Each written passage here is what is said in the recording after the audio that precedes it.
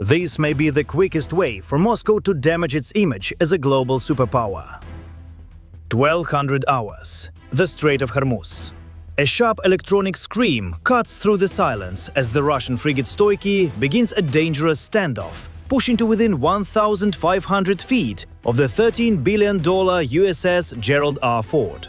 Inside the fort's combat information center, every screen turns red. Radar is being jammed, GPS has disappeared.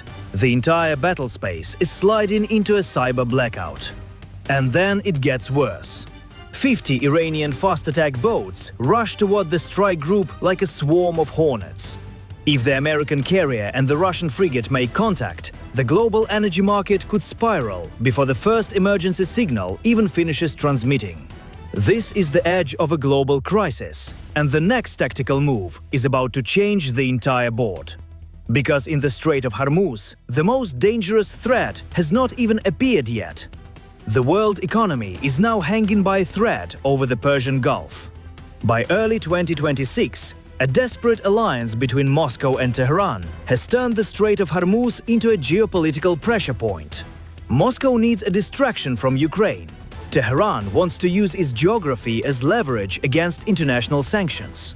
They are not simply patrolling the waters. They are trying to create a toll gate at the most important maritime choke point on Earth. Think of the strait as the narrow entrance to the world's richest neighborhood, where roughly 1/5 of global oil moves every day. Russia and Iran believe they can lock that entrance and force the West to negotiate under pressure. This is gray zone warfare at its sharpest, using single platforms like the frigate Stoiky to hide a much larger strategic play. 12-15 hours. The world's most important sea lane becomes a high-speed test of nerves. The Russian frigate Stoiky suddenly turns hard and charges towards the USS Gerald R. Ford, closing the distance to just 1,500 feet. At the same moment, the Russian bridge activates high-gain radar jammers, flooding the air with electromagnetic noise. Moscow is trying to blind the Ford systems and force the 100,000-ton American carrier to move first. It is the tactical equivalent of a reckless biker swerving inches from a school bus while shining a flashlight directly into the driver's eyes. But the US Navy does not flinch. The Ford instantly shifts into MCON Alpha. In one perfectly coordinated moment, the most advanced supercarrier on Earth shuts down its radios, radar emissions, and digital signals. It vanishes from the electromagnetic spectrum, turning the most expensive warship ever built into a ghost at sea. The Russian crew believes the carrier is helpless in the dark. They think their electronic screen has given them control. But they are wrong. The Ford is not blind. It is watching differently. Instead of relying on radar, the crew brings up high-definition FLIR and thermal sensors. They can see the heat signature of the Stoiky's engine room. They can track movement on the bridge. Every mechanical pulse of the Russian ship is visible in crisp detail. Moscow brought a megaphone to a digital X-ray fight. They think they have won because the radar screens look empty. They have no idea the Ford is quietly reading their ship from the inside out. The system does not need to shout in order to see. 12:30 hours. While the Stoiky tries to confuse the Ford with electronic tricks, Tehran makes its move. From the jagged limestone caves along the coast, 50 IRGC Zulfikar fast-attack boats ignite their engines and tear across the water at nearly 70 knots. But they are not heading straight for the American fleet. Instead, in a calculated display of asymmetric pressure, the Iranian boats weave between massive civilian supertankers, each weighing hundreds of thousands of tons. Tehran is using the global energy supply as a moving shield. They know the US Navy operates under strict rules of engagement. They know restraint is built into every decision, and they are counting on that restraint to buy them time. Launching a 5-inch round or a harpoon at the swarm would risk striking a civilian tanker and creating an oil disaster large enough to shake the Gulf and send global markets into freefall. It is like trying to deal with a swarm of hornets inside a room packed with dynamite. The giant has the strength to respond, but its own discipline and restraint are now being used against it. Far above the chaos, at 35,000 feet, Moscow adds another layer to the trap. A Tu-95 Bear bomber begins circling the theater.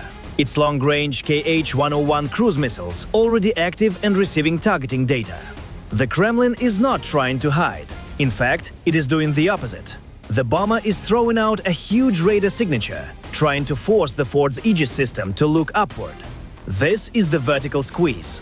If the US Navy focuses its sensors on the bomber high above, the fast boats below can move closer to the tankers and prepare their short-range strike.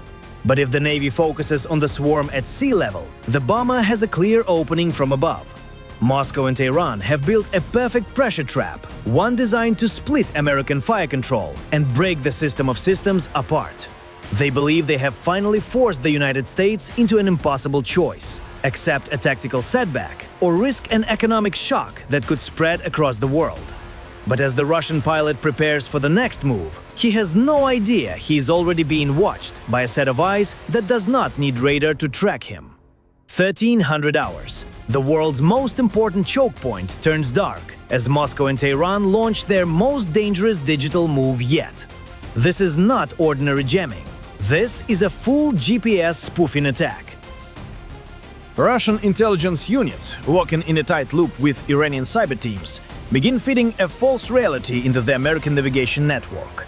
On the force tactical displays, every ship in the strike group appears to be safely aligned. But in the real world, the Fifth Fleet is being pulled by a digital illusion toward a direct course with a 300,000-ton supertanker.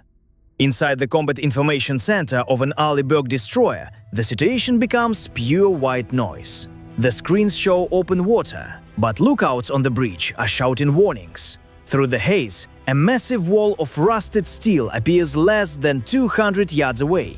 Collision alarms scream across the ship. 300 sailors have only 15 seconds to stop a crisis that could damage the Gulf, disrupt global trade, and hand Moscow the propaganda victory it has been waiting for. Russian technical advisors lean into their consoles, watching for the accident they hope will make the US Navy look reckless and set the entire region on edge. It is gray zone sabotage at its most calculated, using America's own high-tech systems to guide it toward a billion-dollar disaster. But the US Navy does not fight on the enemy's map. While GPS is lying, American sailors perform a digital reset on their own navigation picture. They do not need satellites to know where they are. They have inertial lock. Using ring laser gyroscopes that measure movement against the rotation of the Earth and the pull of gravity, the system bypasses the digital fog completely. The spoofed data is removed, and the ship shifts to pure inertial navigation, a method that cannot be fooled by fake satellite signals.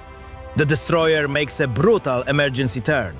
Its 100,000 horsepower engine roars as the ship misses the tanker by only 50 feet. Moscow brought a digital illusion into a contest against physics, and physics did not blink. You can fake a satellite signal, but you cannot fake the weight and momentum of 9,000 tons of American steel. The giant did not stumble in the dark. It simply found another way to see through the lie. The blackout was supposed to be the moment the US Navy lost control. Instead, it becomes another chapter in the growing technical embarrassment of the Russia-Iran alliance. 1330 hours. As the American fleet breaks free from the GPS trap, Moscow launches its smartest backup plan, the Shadow Link. Realizing Washington has beaten the digital illusion, the Russian intelligence team activates a low-tech mesh network across the 50 Iranian Zulfikar boats. They stop relying on high-frequency satellite links and switch to atmospheric bouncing, using the jagged limestone cliffs along the coast to reflect low-frequency analog radio signals. The signal is rough, old-fashioned, and buried deep inside the civilian noise of local radio broadcasts and maritime chatter. Moscow believes it has found the one channel the United States will be too cautious to disrupt, creating a protected lane for the swarm to coordinate its final move. But the US Navy is not limited by Moscow's assumptions. We operate by a different rulebook: spectral dominance. Enter the EA-18G Growler. While the Iranian boats believe their new connection cannot be disrupted, two growlers race into the theater from the USS Abraham Lincoln. But they are not simply filling the air with random noise, they're using cognitive electronic warfare. The Growler's next-generation jammer, or NGJ, acts like a highly advanced signal hunter. Imagine the most powerful noise-canceling headphones ever built. But instead of removing the low hum of an airplane engine so you can hear music, the Growler identifies the exact pattern of the Russian-Iranian mesh network and removes it from the battle space. It creates a digital vacuum. Iranian commanders are still shouting into their radios, but their crews hear nothing except an unnerving wall of silence. The American pilots are not just overpowering the signal, they're cutting it out with surgical precision. Within 90 seconds, the shadow link is broken. The 50 Iranian boats, still moving at nearly 70 knots, are suddenly blind, isolated, and unable to coordinate. Without their shared command network, the swarm begins to fall apart. Boats veer dangerously close to one another as the formation loses its central voice. 1400 hours. The Strait of Hormuz has reached the edge of open conflict. Washington has raised the alert level, and the final warning is transmitted across every open frequency. Turn back now, or face overwhelming consequences. Tehran and Moscow still believe the US Navy is bluffing. They're betting that an aircraft carrier is too valuable to risk inside such a narrow maritime choke point. They think they have trapped the giant. But they're about to learn the giant has not been alone. For 72 hours, something has been waiting beneath them. Suddenly, halfway between the Iranian coast and the USS Gerald R. Ford, the deep blue water begins to churn. A massive 560-foot black hull rises through the surface, pushing millions of gallons of seawater aside. It is the USS Michigan, an Ohio-class nuclear-powered guided missile submarine. These vessels are usually the definition of invisibility, built to remain unseen until the moment their presence changes everything. But today, the Michigan is doing the opposite. It surfaces in plain view, delivering one of the clearest messages the Fifth Fleet could send. The signal is cold, direct, and impossible to misunderstand. By appearing in the center of the world's most dangerous choke point, the US Navy has just shattered the confidence of the IRGC command structure. The Michigan is not simply a submarine. It is a submerged arsenal, carrying 154 Tomahawk cruise missiles. Each missile can be tasked against command bunkers, missile sites, and underground military infrastructure hidden across the region. Tehran's fast boat swarm is still disoriented after the Growler's electronic strike. And now, directly in front of them, a nuclear-powered predator has appeared from beneath the surface. This is the moment the trap reverses. While Moscow and Tehran were focused on jamming the sky and confusing the fleet, an American ghost had already been waiting below the waterline. The hunters suddenly realize they are the ones being watched. The US Navy is not rushing to escalate, it is simply showing that every option is already on the table. 1430 hours. The tension in the Strait of Hormuz finally breaks. Not with missile fire, but with the quiet sound of a failed strategy collapsing in real time. Moscow and Tehran realize that every part of the operation has been taken apart piece by piece. The GPS spoofing, the shadow link mesh network, and the vertical pressure from above. All of it has been neutralized by American integration. The order to step back is given.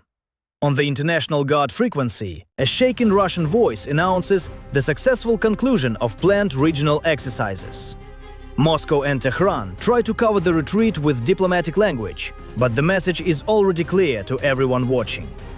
They came to control the theater. Instead, they discovered who already owned it.